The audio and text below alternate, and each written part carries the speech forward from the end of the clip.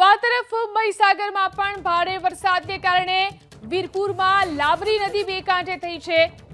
નદીના જળસ્તરમાં વધારો થયો છે। નદી બે કાંઠે વહેતી થઈ છે। મહીસાગરના વીરપુરમાં આવેલી લાવરી નદી બે કાંઠે વહેતી જોવા મળી છે। અહીં દરગાહ તરફ જવાના માર્ગ ઉપર પાણી ભરાઈ ગયા છે। તો જે રીતે અહીં પણ વરસાદ વરસ્યો છે, લુણાવાડા તરફ જવાના બ્રિજ ઉપર પણ પાણી ભરાયેલા જોવા મળી રહ્યા છે। અહીં મહીસાગરના વીરપુરમાં લાવરી નદી બે કાંઠે થઈ છે અને નીચાણવાળા વિસ્તારોની અંદર પાણી ભરાયા છે।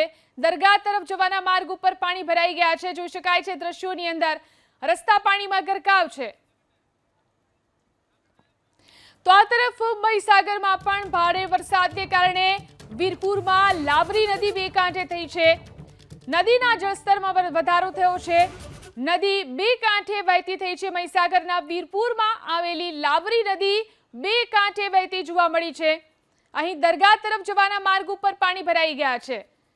તો જે રીતે અહીં પણ વરસાદ વરસ્યો છે, લુણાવાડા તરફ જવાના બ્રિજ ઉપર પણ પાણી ભરાયેલા જોવા મળી રહ્યા છે। અહીં મહીસાગરના વીરપુરમાં લાવરી નદી બે કાંઠે થઈ છે અને નીચાણવાળા વિસ્તારોની અંદર પાણી ભરાયા છે। દરગાહ તરફ જવાના માર્ગ ઉપર પાણી ભરાઈ ગયા છે। જોઈ શકાય છે દ્રશ્યોની અંદર રસ્તા પાણીમાં ગરકાવ છે।